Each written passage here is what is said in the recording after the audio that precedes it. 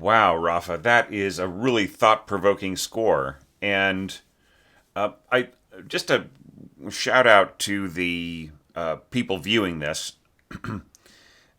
Some people may be judging this based on the quality of the mock-up, the quality of the sound set, and I feel that that's working against this kind of scoring. But it's it is not as perhaps fragmentary or sketchy sounding as that mock-up would tend to suggest. And Rafa, if there's any way to incorporate like Note Performer or some more advanced sound set into your setup, then I really, really recommend it. So just kind of jumping back here.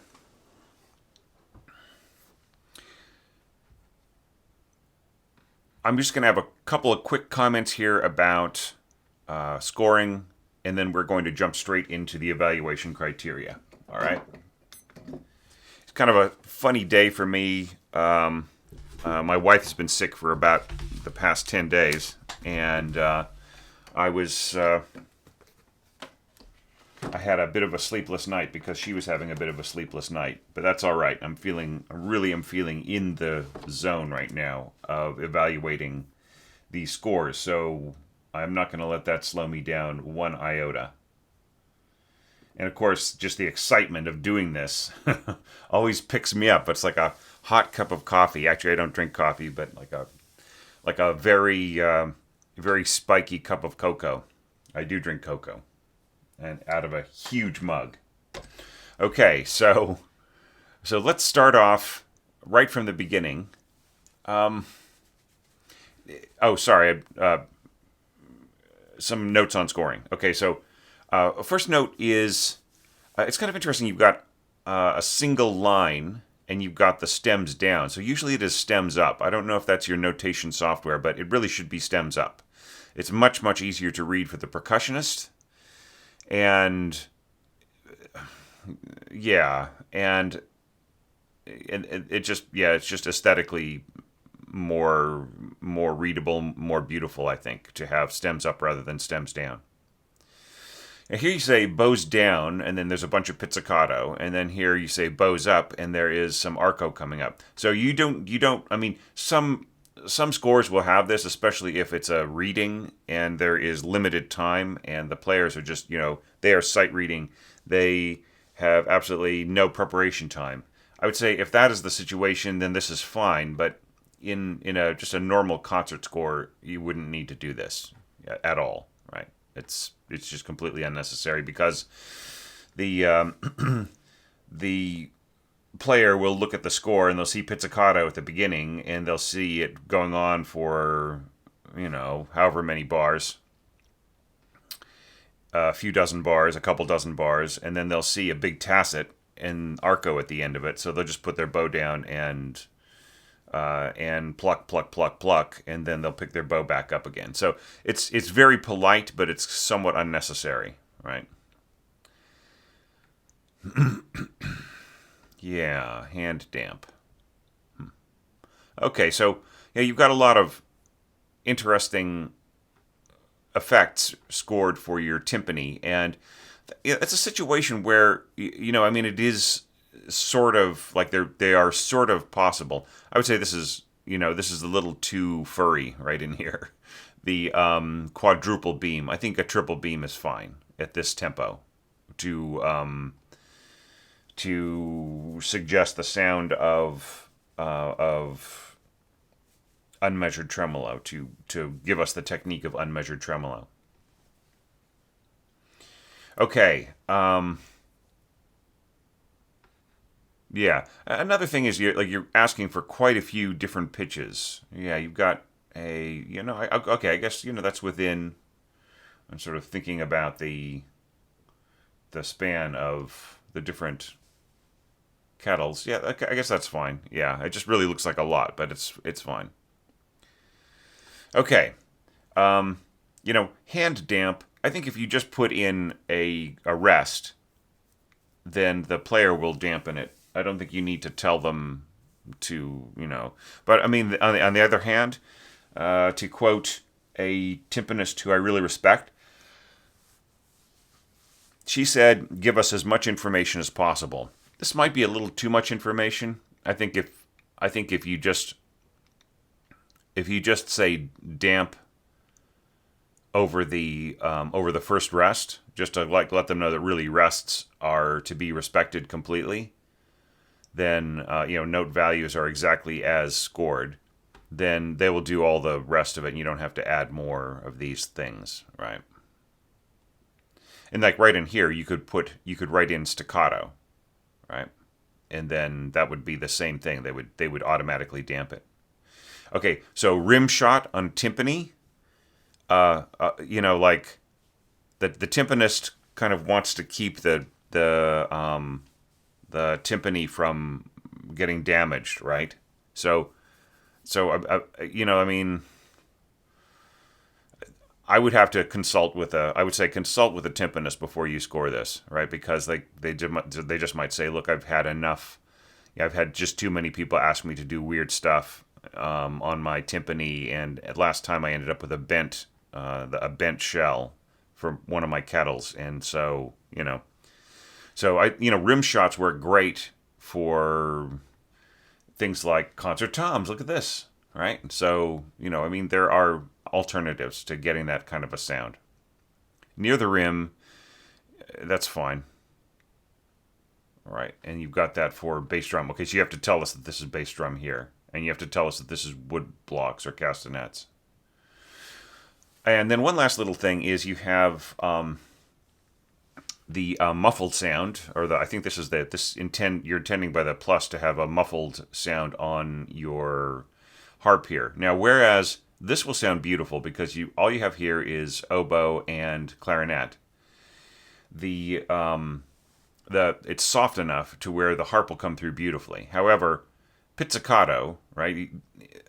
Let's say you have a standard sized orchestra, right? So that would be 16 first violins. All right, so 16 first violin players are each plucking a B on their E strings, right?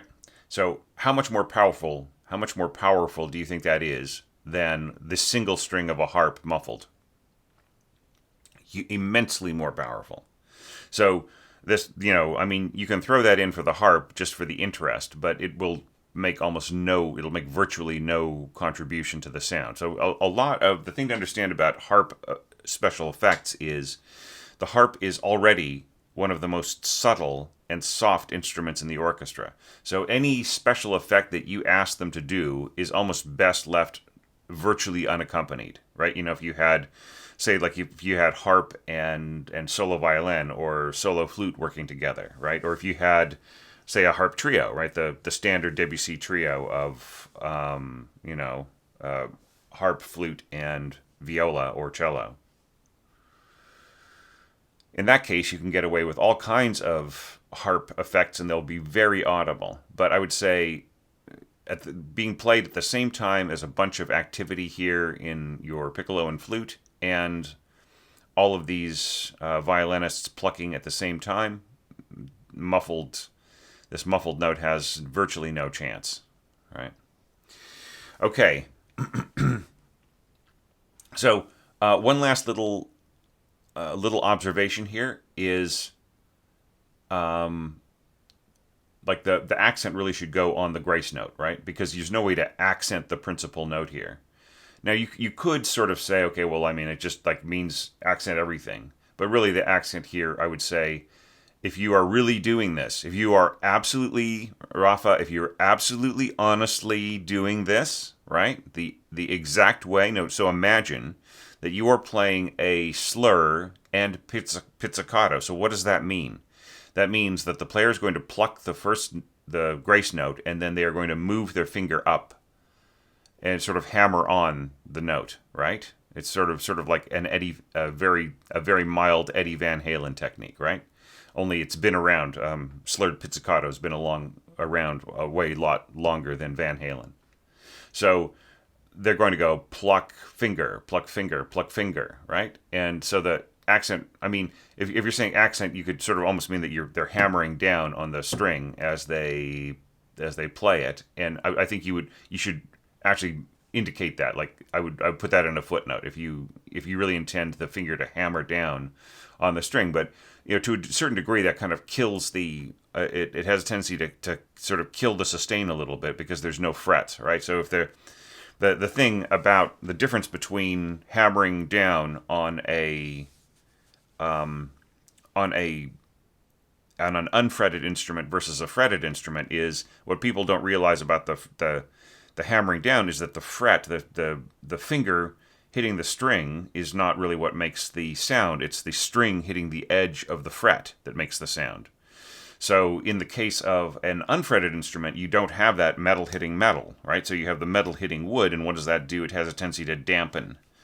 So it's like hammering on an electric bass. It's not as like a fretless electric bass is absolutely not as powerful as on a fretted bass, right? So I'm just saying, use caution. There are more implications to this very simple thing than you think, right?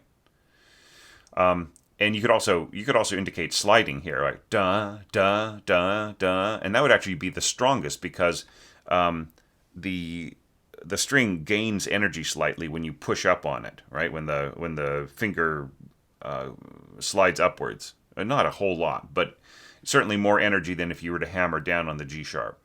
So all right, so that's sorry, all this minutia that I'm realizing that I know. Would I win a game of Trivial Pursuit, the Orchestration Edition? I don't know. Probably not if there were a lot of like like tell us the bar number of the score in which and the composer in which this effect first appeared. I don't think I could tell you, but I could probably tell you whether or not something would work.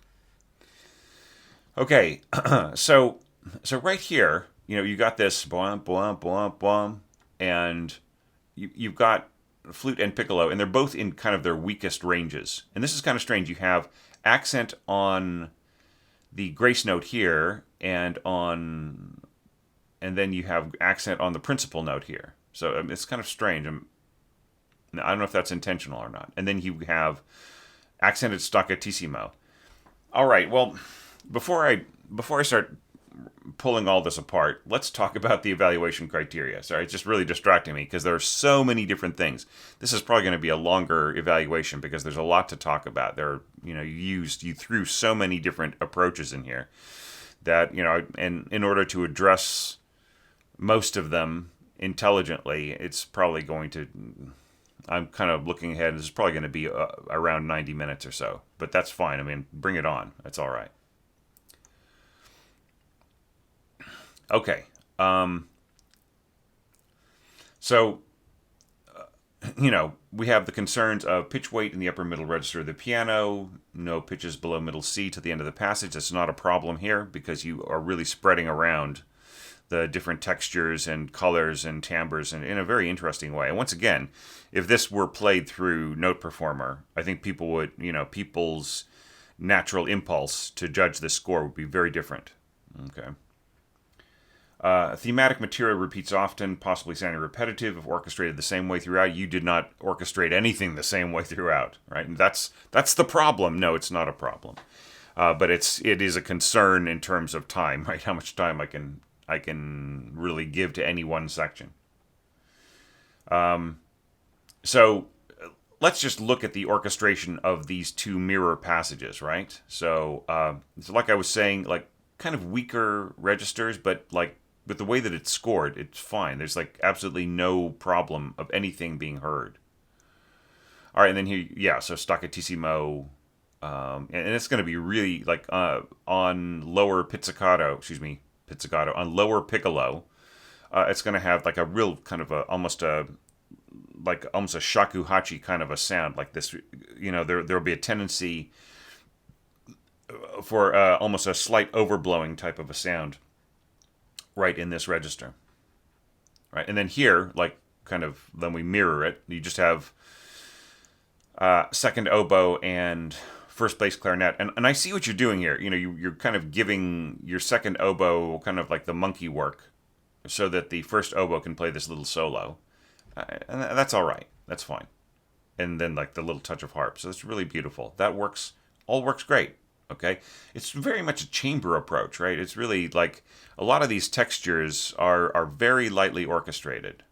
Very light orchestra, very much of a chamber approach. Okay, and then let's jump to the mirror passage. So, and much stronger, right? And here you're orchestrating things stronger, and I really love the pizzicato here and the double basses. That's so good. Now keep in mind what happens. We discussed this already. What happens when you slur a pizzicato? Duh. So the double bass is going to hammer on here, right? So they're going to go C and then add the D without plucking it, right? And then pluck. It's the second note in this equation is always softer, right? So if you really want the second note to stand out better, then you really have to pluck both notes, right? Or slide up. Yeah, but I mean, it's extremely light. I actually like the fact that you continue on for 2 bars, right? Rather than just doing a completely different approach for the first 2 bars and the second 2 bars. Here, for the full 4 bars, you have solo trumpet, right? And then, all right, so glissando, I mean, it's kind of hard, like what does that mean on a flute in its lower register? So, because like are you asking the player to fall off and then end on this E, right? So it's Ooh, tunk, right? Or is it, do you really want them to get there chromatically? Right? And it's the same thing kind of here. So I think it just needs a little bit of clarification, right? Like usually when I have some sort of pitch bend or glissando or something, I just have an incomplete line. Like I'll score a note and then I'll have a little bit of a downward line because I'm just asking the player to sort of adjust their embouchure, especially in flute, so that there's the pressure changes, the change of pressure changes the pitch of the note downwards. And that's something that's really hard on certain instruments, like oboe. It's very difficult. Flute, it's much more flexible. Flute is the most flexible. But I mean, this would kind of have to be a chromatic glissando. So if that is really the case, if that's what you intend, write them out, right? Just write out all the pitches. I just, if it's intended to be if you're intended to go from F to F and to really cover all 12 semitones, then that's what you should write in.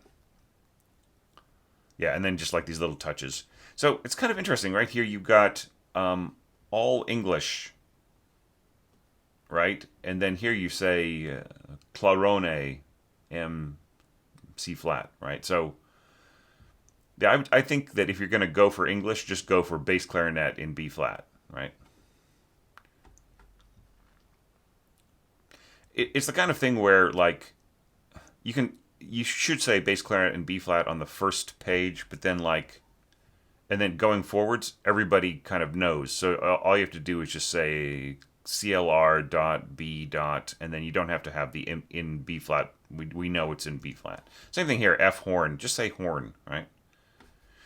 B flat trumpet. We know it's in B flat clarinet. We know that's what it is. You said it at the beginning, right? Okay. All right, so now let's talk about the next concern in our set of criteria.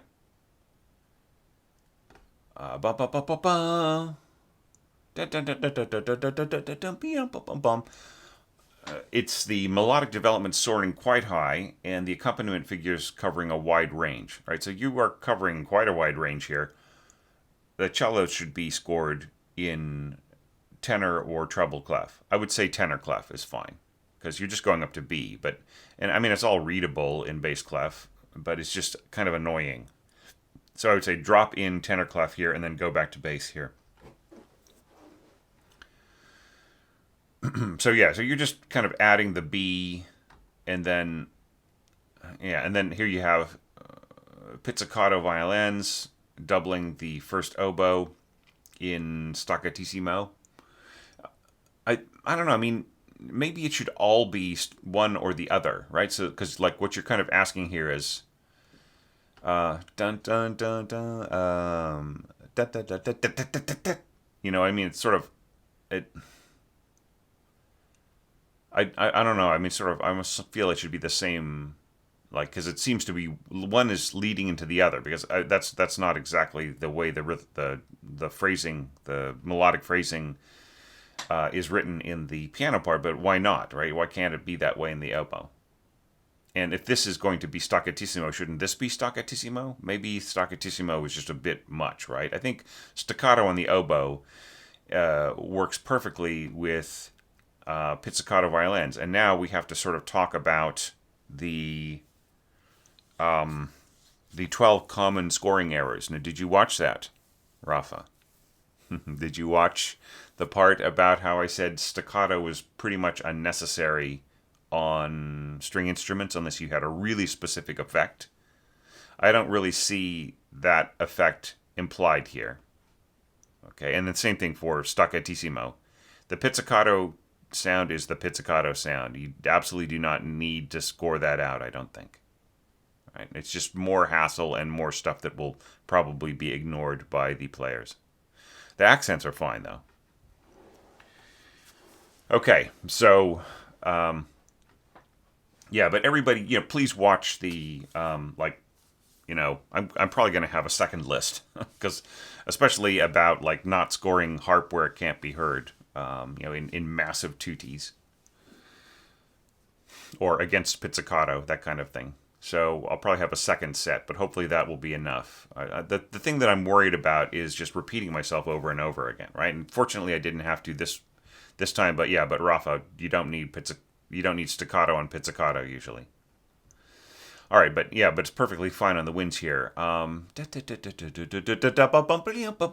so you want a staccato and a trillo, right? I don't think so.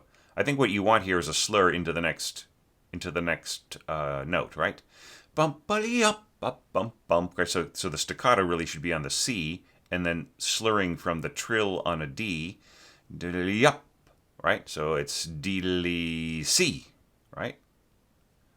So yeah, so just I would say put in that slur.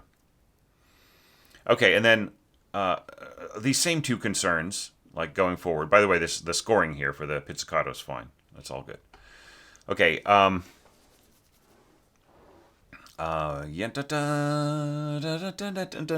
So first oboe solo with trumpets. Okay, so or trumpet, I think you mean. Now here, like you have first trumpet and first soli. Oh, I see. Soli with trumpets. Okay. All right. You can just like each instrument in itself is a solo instrument, right? So I wouldn't put soli on a bar, referring to an instrument on a single staff, a single instrument on a single staff. I would just call it solo. So if that's solo and that's solo, it's solo, right? If the two instruments together are soli, right, in the perception of the score reader and the conductor. But there's no need to mark soli, because like that's one of those things where if it's not completely clear, the copyist might get it into their head that, oh, soli, okay, so this must be first and second. Okay, so I'll put this part in the second part as well. And then at rehearsal, guess what? Up comes the hand, right? Up comes your hand this time saying, the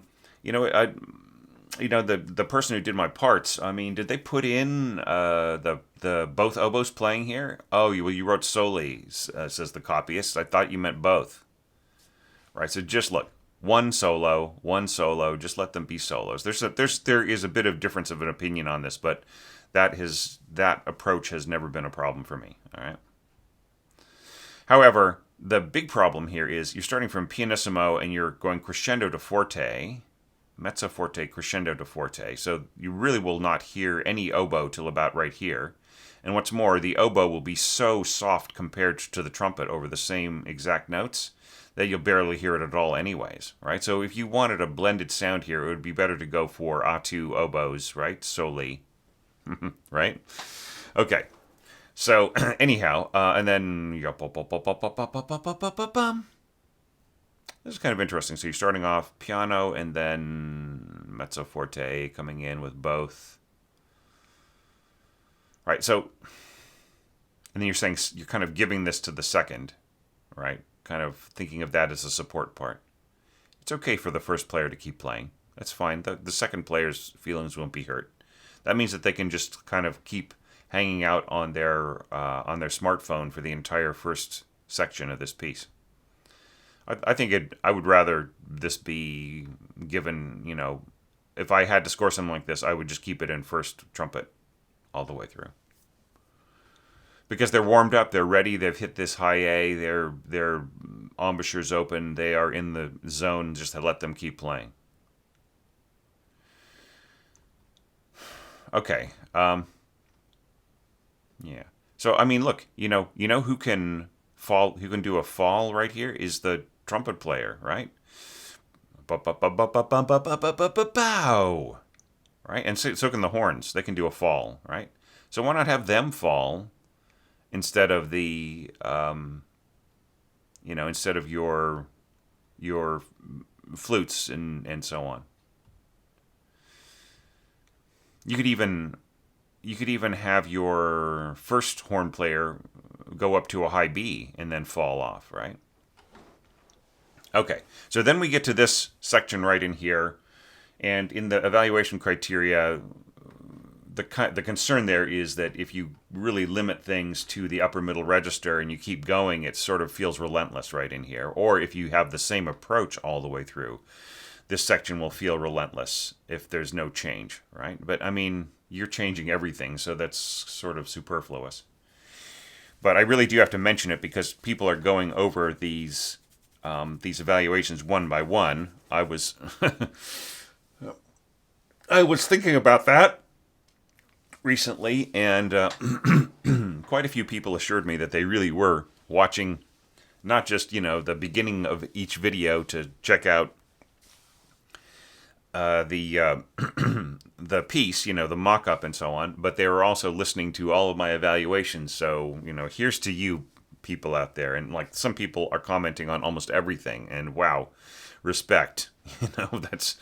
That's you are stepping up here to my cloud, and I really appreciate that. Okay. About the only concern that I've got here is that just like the meaning, the da da da. I'm not really hearing 3 E's in a row anywhere, right? So I'm hearing this E, right, and then which is also played here, and then we've got 2 E's here. So, and then we've got this E, one single E in the flute, and this one in the violin. So it really is like there isn't any single instrument that is playing the rhythmic phrase all the way through. And I feel, not to say this is weak or strong, but I feel that that melody isn't really played very strongly, right? The bum bum bum. And then the same thing here. You got C, B, where's the B flat? Right? I mean, it's here in the timpani, but it's that isn't enough, right? Or here in the viola. But the look, you have the strongest instrument in the orchestra, or the strongest brass instrument in the orchestra, and then you go to violas, which is the weakest instrument in the string section, right? So, bum bum bum, right? So I would say, just be aware of the rhythmic phrasing a little bit more, and so finish your phrase, right? Finish things up. Have parts lead to one to the other. Right, and then the next phrase starts, like all these phrases are starting on the second beat. Right, bum, bum, bum, and then 2 and 3 and 1, 2 and 3 and 1, 2 and 3, and that, for the most part, that's fairly nicely scored. So, no big problems there. You got the pizzicato beginning and ending, and you've got your near the rim scoring. Don't do a rim shot on a timpani. Right, do that on like a snare or a tom-tom or something. Field drum would be great for a rim shot. I mean, I know what you want here. You want sort of a real snap, right? So that's just really better on a snare drum. Now, okay, so here we get into this. So do you want this to be paced? So I want you to think about, what does this mean to Falla? He says molto marcato on this passage, and he just has the part just go nuts, right? And it's like I've compared in other evaluations. It's like a naughty little kid running down the street. And the mom's sort of chasing them, and they have no idea where this is going to end. Hopefully they'll grab the kid before they run out into the roadway and get run over. Right? So this little kid is running down the street, and, their feet are hitting the pavement, right? But is there any sense of pacing? No, not at all. Not in the original score. But here you're pacing. You're kind of going, like you're just putting in that kind of those really cool offbeats, and then you're going, you're hitting on those other beats, and I think that that's really really cool. So there's nothing that you have to do to change it to make me happy. I'm just wondering if you're thinking about the sense of sort of almost ruthless abandon. Right, of the music, right, and whether or not that is being respected by this interpretation.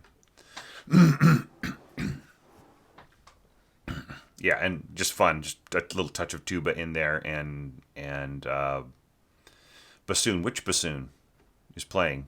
Is this A2? Is this first, second bassoon? Which bassoon?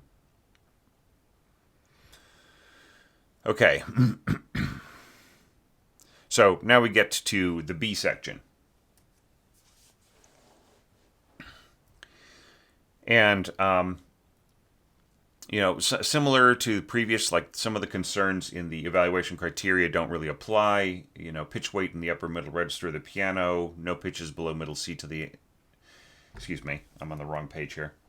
Contrast of color and breadth of texture in middle register scoring. You're doing that all over the place. There's absolutely no problem whatsoever. Maintaining differentiated roles and closely spaced melody, overlapping accompaniment, highlighting inner voices. So you more or less do that, although occasionally things are a little strange. Okay, we'll talk about that. Keeping the high interjecting notes from sounding too glaringly repetitive. I think that's something that you handle fairly well, and just kind of not worth wasting any time worrying about. So here you're starting off violas, right? And the violas are playing against B-flat clarinet, and that's actually a fairly successful doubling right in here. The cellos with the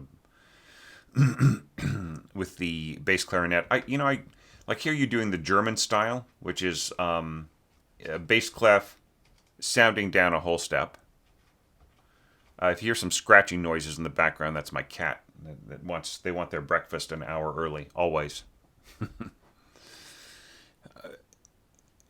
So yeah, I really prefer the French style, and so do clarinet players. So in the future, score it French style. It's easier to read for everybody, and we can understand what it sounds like down a ninth, right? It's actually easier than closer in pitch. You would think that it would be. But it's in the end, I will just say this, without judging anybody, I feel it's a crutch, right? It's just sort of like, oh, it's closer, I'm reading the bass clef and it just looks more right to me. But it doesn't look more right to a clarinetist or a conductor or an experienced score reader, right? Which is what you want to be eventually, right? So learn to read, recognize, score, compose in French style, right? Just thinking down a ninth, right? Because look, you're going to have to do that. Like there is no bass clarinet for other instruments that have that same transposition, right? Like for instance, the tenor sax, right? So like that's also the tenor sax is also scored down a major ninth. So if you can, if you're thinking of scoring successfully for tenor sax, then it's the same thing, right? So you're not going to be scoring in bass clef for them, so you might as well learn it. All right, this is very cool. The double basses. This is all very, very possible. It's a very, very active, aggressive. It's very nice. And then you have your first trombone come in. That's quite a high solo, like, up in that B flat area. You say lazy.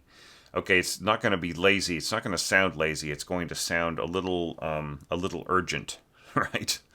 It's sort of the opposite of lazy scoring up there. If you want it to sound lazy, then score it for horn or score it for trumpet, right? It'll sound lazy in that register.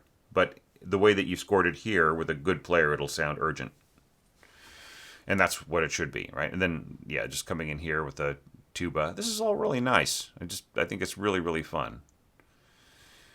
Da da dum, bump, dun dun dun dun. I feel like,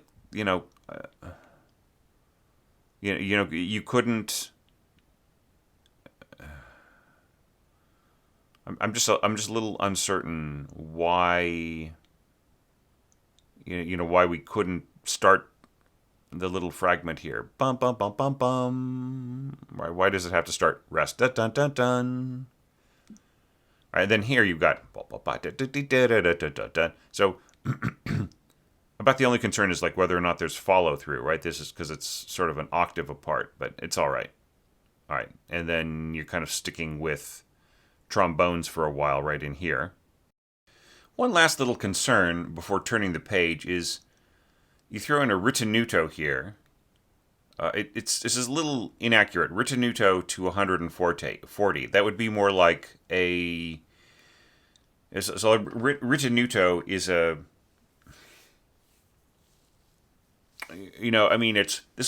This should be more like meno mosso, right?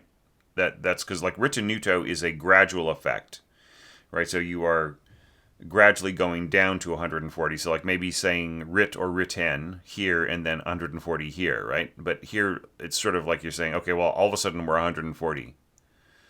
And it's a little strange, right? Because it's, you're going dun dun dun dun dun dun dun dun ba ba ba ba. Where does this go? It should go here, I think, like at the beginning of the passage, right? And then one last thing is that, like, what is the spirit of this music, Rafa? Right? It's, yeah, dun dun dun. It's like it has got a lot of flamenco in it, right? And so why are we slowing down right when the music is getting exciting? Right? Perhaps you want the lines to have a little bit more room to sort of express each other, express themselves, and to interact with each other, and that's fine. But I think that they can do that at 160, right? Okay, so going on. Here's the problem. Like I'm going to be flicking back and forth. I'm almost wondering whether or not you finished scoring the previous page and then jumped to this next page, because there isn't a follow through in the phrase, right? Oops, went the wrong way. Okay, so, no, so dun dun dun dun dun dun dun dun, which would be the next thing, right? Or dun dun dun yeah dun dun dun dun, I should say. So starting from first and second trombones and yeah bum bum, or so there's we're definitely leading somewhere here. So dun dun, and then all of a sudden we are an octave higher with much softer instruments, right? So bum bum da da da da da da. I don't know. It's just like somehow it doesn't connect for me, right? I just feel that the integrity of the phrase, and then you keep going, da da da da da da da da da, right? Okay, so the thing to watch out for in the score is that these little figures ba ba ba da da da da da da da da, they are not really intended to be separate. They are intended to be one long phrase, right? They're only separated because it's the hands trading off. But just because the hands trade off, it doesn't mean that you have to trade off from between the instruments, right? If we're going, sorry, I'm just finding it in the score. If we're going,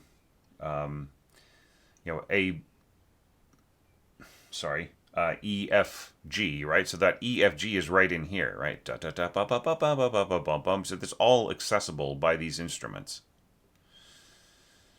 And then right in here, like you're writing mezzo piano for your horns, but really you would have to have these pianissimo, because the weight of these horns is so strong that the trade-off to here, like it's very forceful, and all of a sudden you're soft again. So we have the same problem twice, right? Forceful trombones, and then going to flute in its softest register, right? And then horns, very powerful, stacked in octaves, and then going to flute in its softest register again, right? And then, of course, you're saying one solely with flute forte, right? So if you want this to balance, then the oboe should be mezzo forte or even mezzo piano, right? And then you'll get an actual balance between the two instruments. All right, so okay, so I think you have a little bit of an error here. So this should just say concert toms, not two concert toms, right? So it was two concert toms over here, right? So you've already said that. So the next thing is concert toms, just a reminder to the conductor and the score reader and so on, and the percussionist, right? And then here you have, okay, so it's a lot of weight, really. The timpani and the bass drum and everything, but it's fine. It's kind of strange. You've got a triple beam here, triple beam tremolo for your roll, and here you have a quadruple beam tremolo. Not sure why that is. Maybe the mock-up, the playback in the mock-up is kind of like almost like a machine gun sort of a sound if it's too slow. Maybe it's just not realistic or something. This is sort of really weird right in here, these stems being so incredibly long. I wonder why that happened. All right, so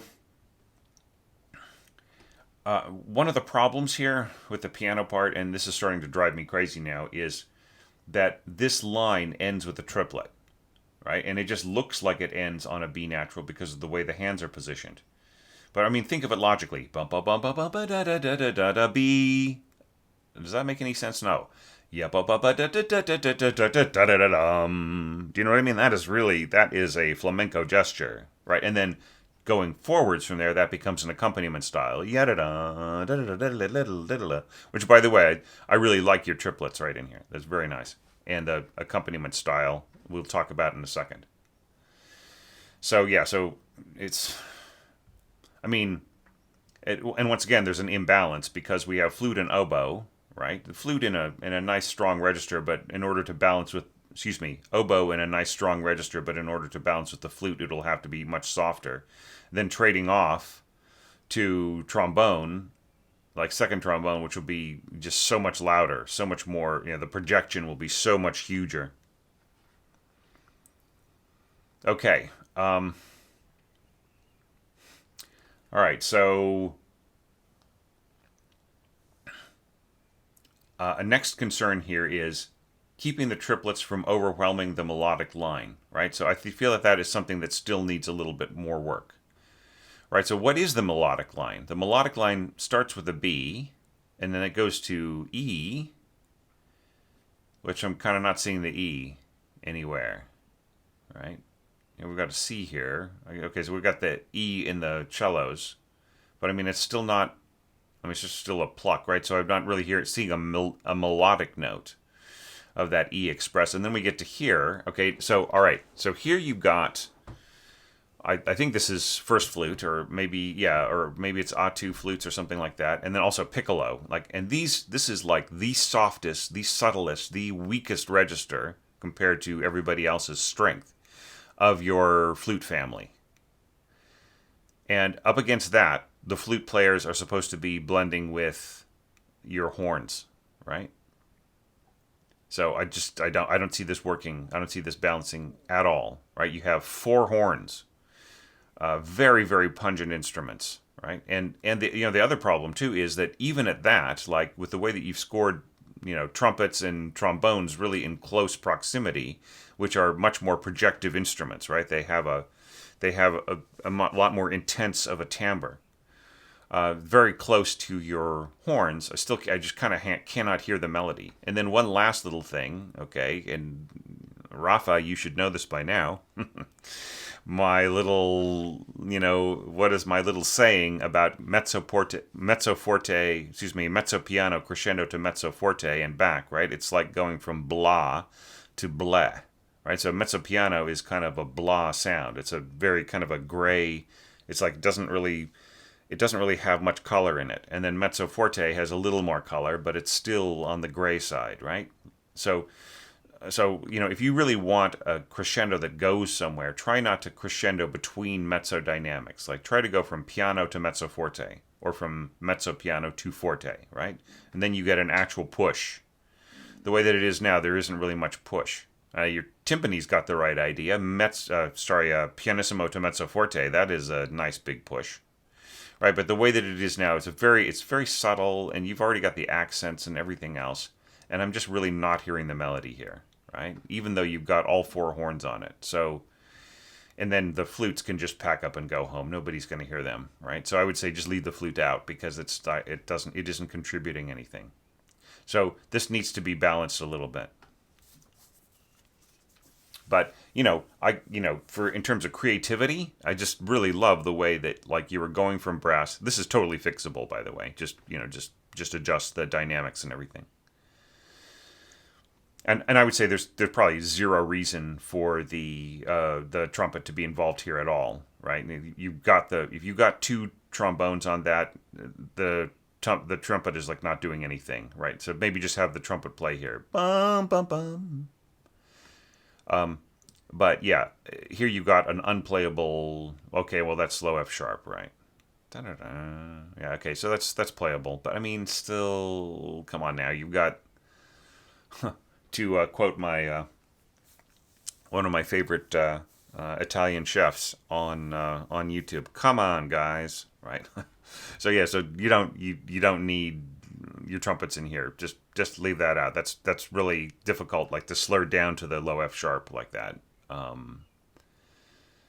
I would say just leave it to the trombones. They can handle it all. They'll give you the cushion that you like. Taking them down, right? I would say have them. Here's a way of fixing this. Mezzo piano crescendo to forte and back, right? And then down here, piano crescendo to mezzo forte, or yeah, just have it down one step, right? And then you get a bigger dynamic arc, and you have your trombones more in the background while your horns can play. And if you really need to double these horns in some way, you feel the need to double them with strings that can be heard, not with the flute that can't be heard. Okay, all right, and then I love the trade-off between bass clarinet and bassoons, and you've got the, you know, I'm not sure what this means. Always, what? So I can't read Chinese, so I don't know what this means. I think that those are those Chinese characters. Like my eyesight is really bad. Always. Yeah, so just write it in English, okay? Unless you know that your players are are Chinese speakers or whatever language this is, or whatever alphabet that is. Okay, so yeah, so staccato. Yeah, so I think I think it's all fine. Like you're hitting this low open E, and you're just going E B E, right? It's just really easy to play. Yeah. And this is a little, E, G sharp, B. It's a little fussier, but it's not unplayable. So once again, I really love the variety. You're going to, I would say here, first bows up for, so you're having you're just having like solo viola and cellos here. So, or something like that. Is that the intention here? So arco 1 or bows up 4. Just have the whole section play, or the whole group in each section play. You don't go down to solos here. I think if you're going to follow brass going crescendo, you need to come in strong with all of your string players, not with separated desks and things like that, right? And then you can. I think right here it should be A2 oboes, doubling your violas, right? For just very nice, strong. What piano forte? No, okay. So yeah,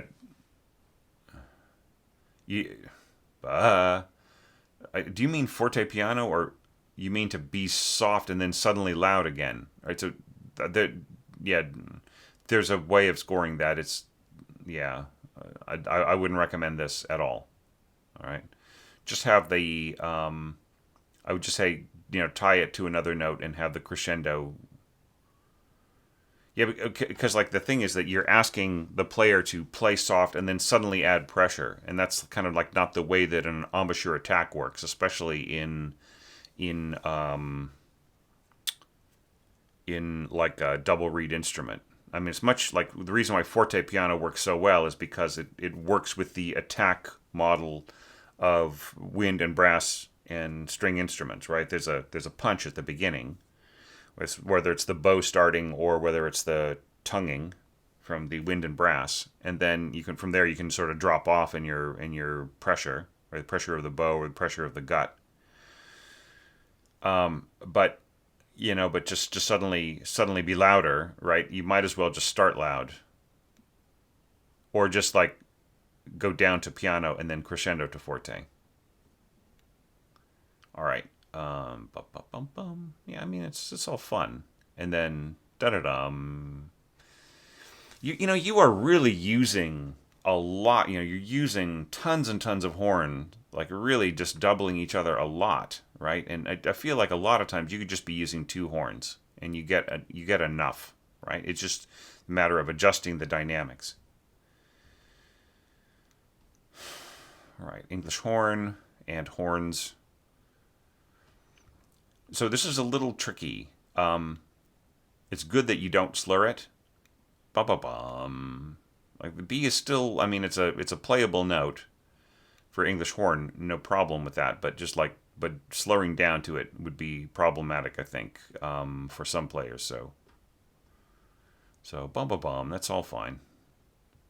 And then pushing and yeah. I think I'm spending a little bit too much time in this, but I'd like the trading off of the different groups. But I mean, it's just a question of the continuity of the texture, right? I would say at this point, like, are you have to ask yourself, am I trading off too much? Am I jumping to different different approaches in a way where the continuity of the music may not hold together as well, right?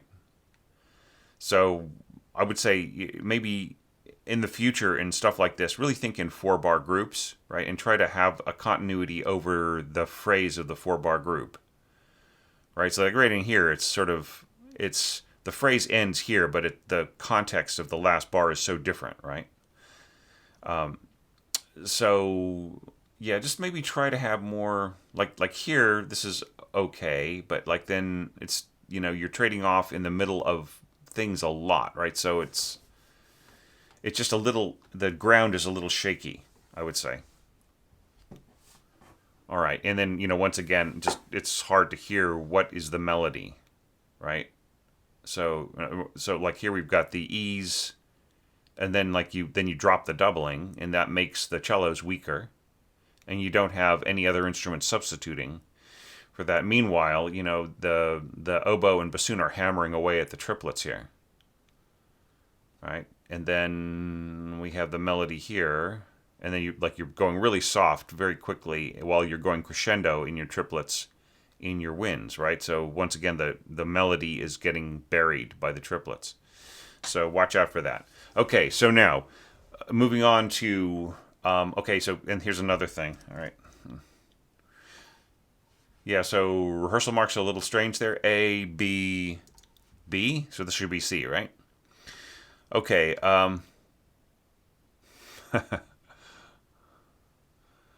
Okay.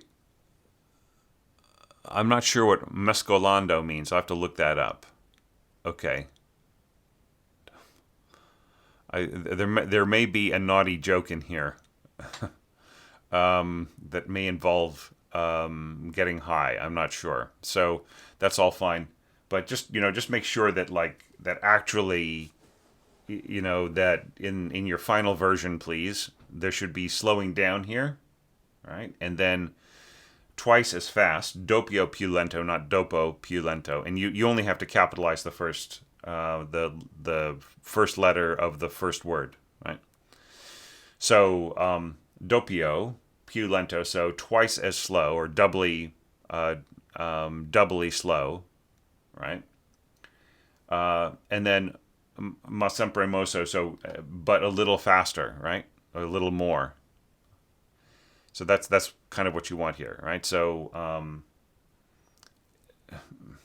it should be more like 100 rather than 90, right?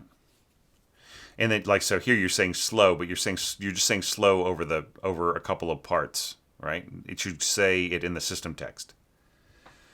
Okay. Now you have some notes hanging on here, and that's good, right? But it should be across more parts, and you've got you got trombones doing nothing here, right? They could be holding on to some of these pitches and having them go forwards, and then the whole brass section could push, right?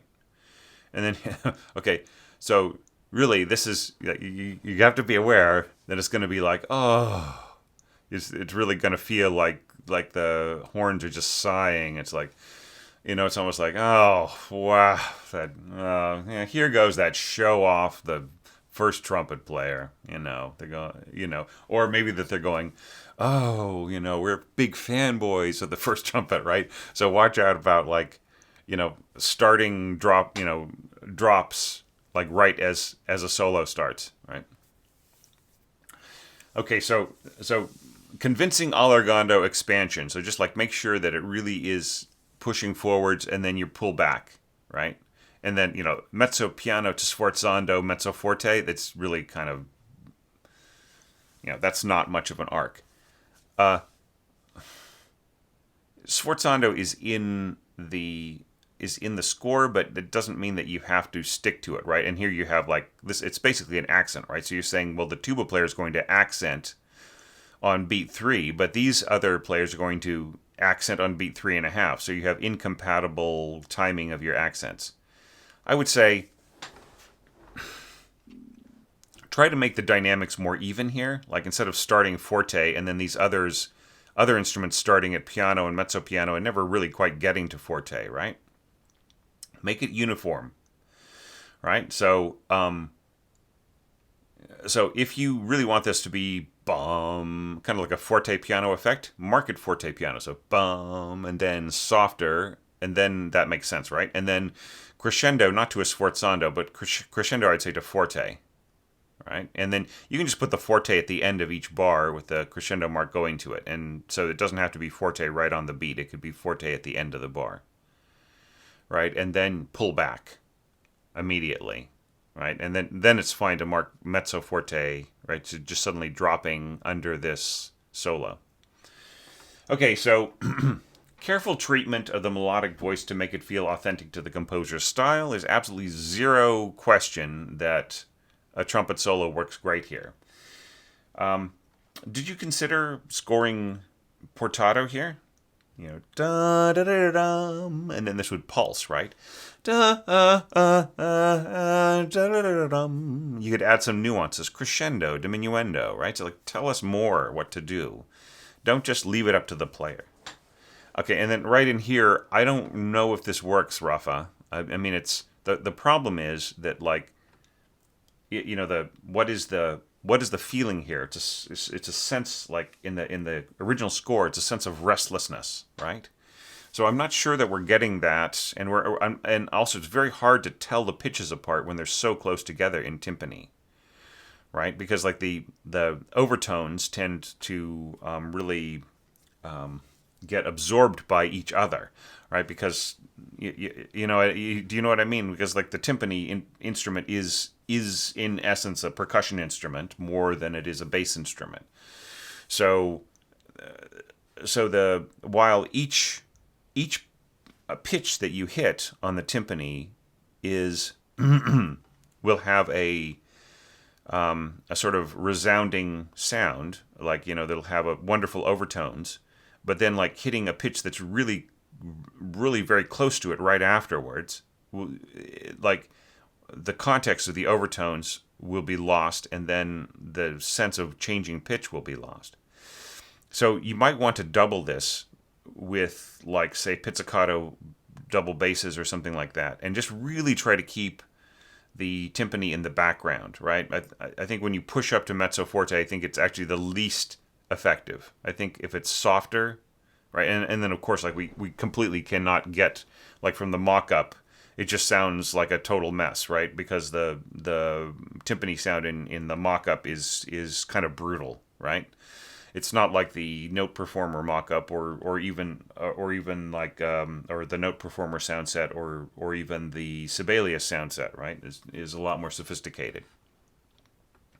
But one way or another, I don't feel that this is quite enough to represent the feeling of kind of restlessness and tension and suspense that Falla has put into this section, right? So you might want to think about it a little bit more. Certainly, these pitches need to be doubled by, I don't know, cellos or double basses or something, so that the sense of pitch is more secure, right? And then the sort of the sense of rustling, bustling in the undergrowth. I feel that just that wonderful sense of mystery has not quite been realized in this, right? Then you're coming in here. This is just really lovely right in here. English horn. I think this is a great combination here. English horn, flute, and piccolo above.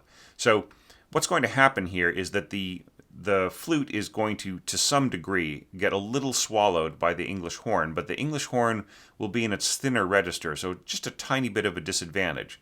So the way to fix this is just to drop the English horn part down to mezzo forte, and then there will be a nice balance here. And then the thinness of the English horn and the pointiness of its overtones will feed into the piccolo part above in its sort of folk sound. So I think this is a wonderful combination. You see, if you were aware of the implications of the overtones and everything else, then that's great. But just drop the volume of the English horn, and here especially, I think portata would just put a slur over the over these tenuto. Just put one slur over this tenuto passage, right? And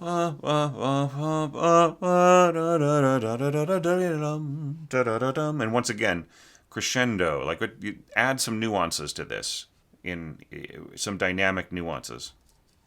And this is lovely right in here. This little stroke, pizzicato and concert toms and so on. See, like, if it's two concert toms before, then it should say concert toms here in the little initials, right? And then, if the conductor will be working over the page, and then they might look back at this and like lift their baton. And if they see castanets still, right, they might get the wrong idea in a very pressured rehearsal. Okay, so going forwards, this is going to be a really long evaluation. That's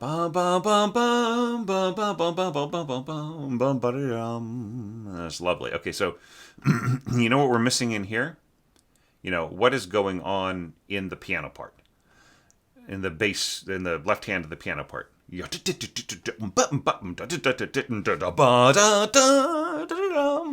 know what I mean?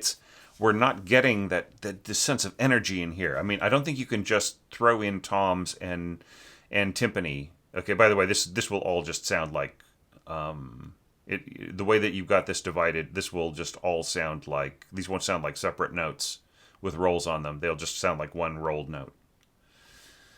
Okay, but I don't think you can substitute the percussion in here and just a little bit of trumpet and cymbal. That will not replace what's missing in here.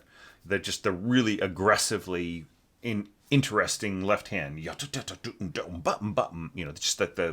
the real sense of trading off, and the limberness, right? This is, once again, this is Spanish dance music, and we just really need to get that, just the essence of the motion, right, and the jumpiness, like you did before, like back here, right, like you had in this interpretation of the left hand part is so great, right? So, why can't we have that here, right? And then I think it makes the push much more convincing.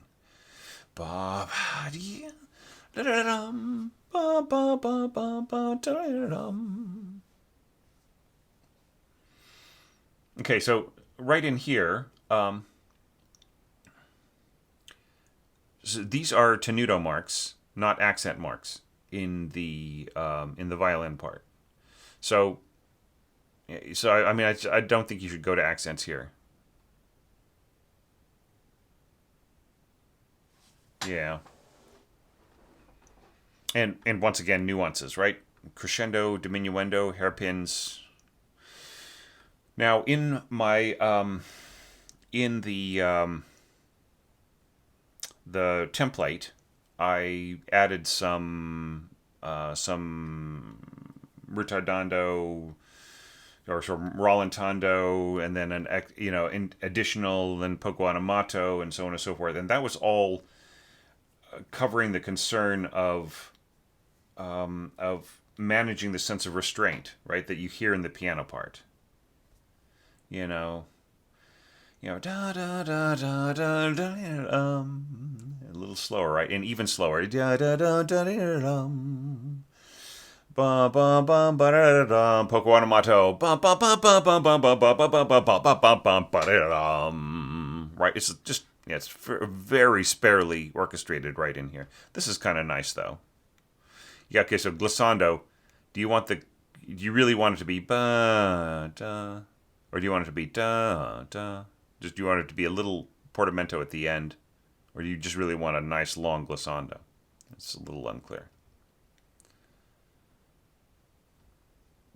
Right. I mean, it's this will all work. That's fine. Yeah, I mean, the tempo is slow enough. Yeah, that's all easy enough to do. All right. Okay,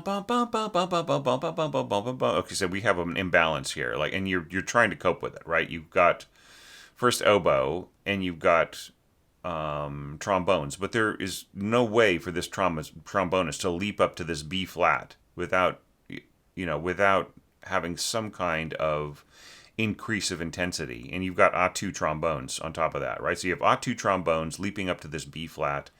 So mezzo piano on a high B flat for a trombone is as loud or louder.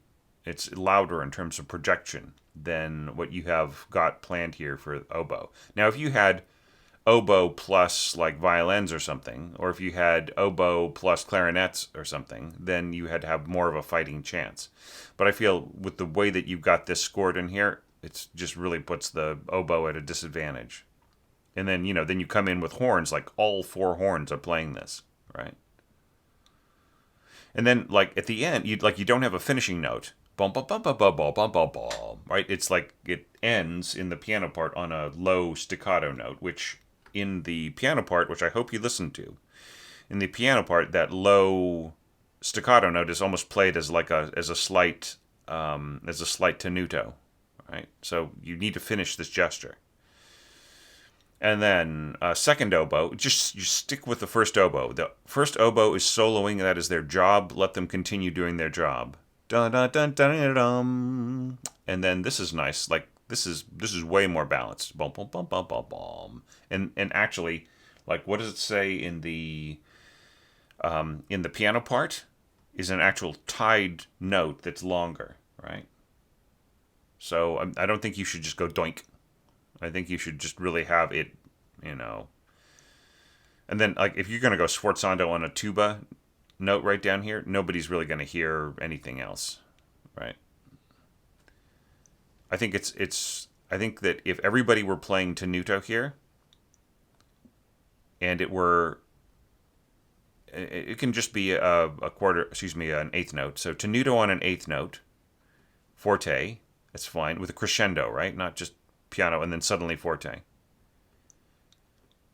And the tuba was marked at mezzo forte with the tenuto. Then, tuba was marked tenuto with a mezzo forte. Then I think that you'd get a balance in there instead of just this being all tuba, like blah. And then dun dun dun dun dun dun. And actually, what happens? Did you listen to the piano part? Does the pianist ritardando here? They don't. They go dun dun dun dun dun dun dun dun dun dun dun. They actually go accelerando, right? It's just so much more exciting, right? And here's where like you absolutely pile on the accents, right? That's what's in the piano part. So just really accent each note. Don't leave out the accents. Dun dun dun dun dun dun dun dun dun dun dun dun dun. Bum ba-da-dum. Right. It might ritardando a little bit at the end, but it's really like a accelerando and then right. So it's very very emotive music. All right, and then bass clarinet. Bum, bum, bum, bum, bum. Oh, this is just scaring the hell out of me. These long, long, long stems. All right, just if there's some way of fixing that, then fix that.